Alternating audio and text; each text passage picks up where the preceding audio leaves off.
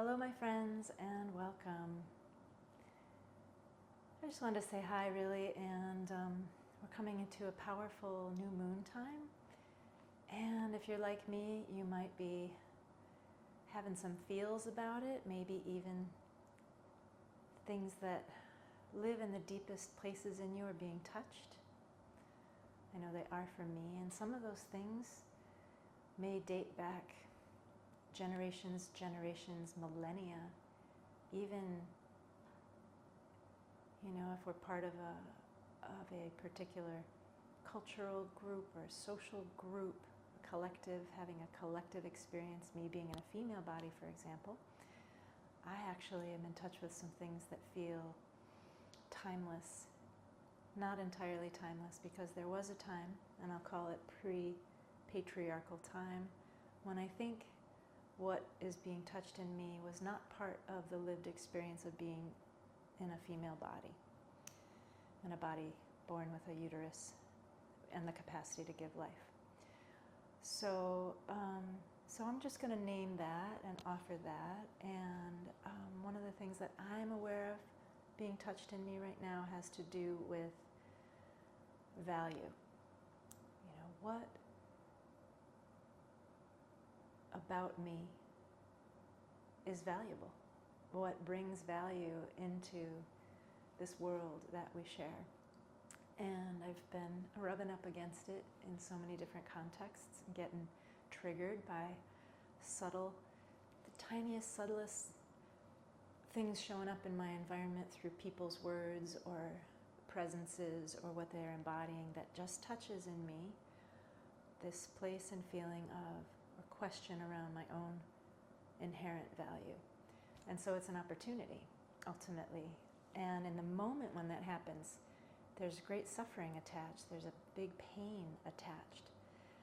And that pain is, in this case, and perhaps you have a different expression of this, but is filled with potency and value.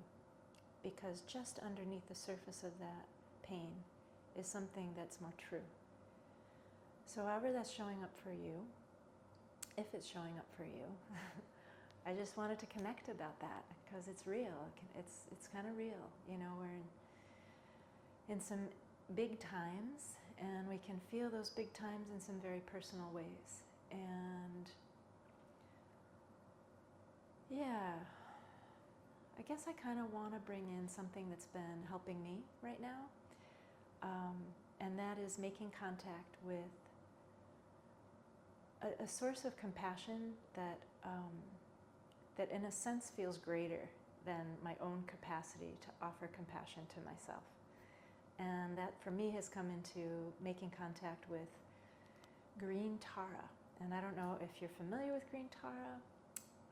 It's a Buddhist deity, so to speak. But that compassion lives in the field that we all share, and is available to us. And so one of the things that I've been doing when that thing gets touched in me, because often when that thing gets touched that has tremendous pain in a place where we feel like we're not measuring up, not to ourselves, not to this place, not to our family lineage, not to expectations, etc., is that there's a very young, ancient part inside that feels withered and perhaps crippled even, or stunted, growth stunted, or even like there's an incapacity, and it's very hard to garner a kind of love for that. And yet that's exactly the path to liberation. So that's what I've been up to, and one of the ways I've been doing that each morning is lighting a candle and saying and repeating to myself and even singing to myself. And you can find videos on YouTube where you can sing and hum along this mantra. Is the mantra that evokes green Tara and her loving compassion. And it goes like this: Om Tare Tu Tare Tare Soha. And sometimes it's helpful to Even make a physical contact with your own heart, maybe your own belly, or if you get quiet and tune in, a place in you where you may have some other sensation that has some kind of discomfort in it, a shoulder or a hip or a knee or the throat or some kind of constriction. If you can come into contact with that, it's nice to put a hand there or even bring awareness there as you bring in this evocation. You evoke Green Tara, you invite compassion into the places that live in the darkest recesses of yourself. Om Tare Tutare Tare Soha.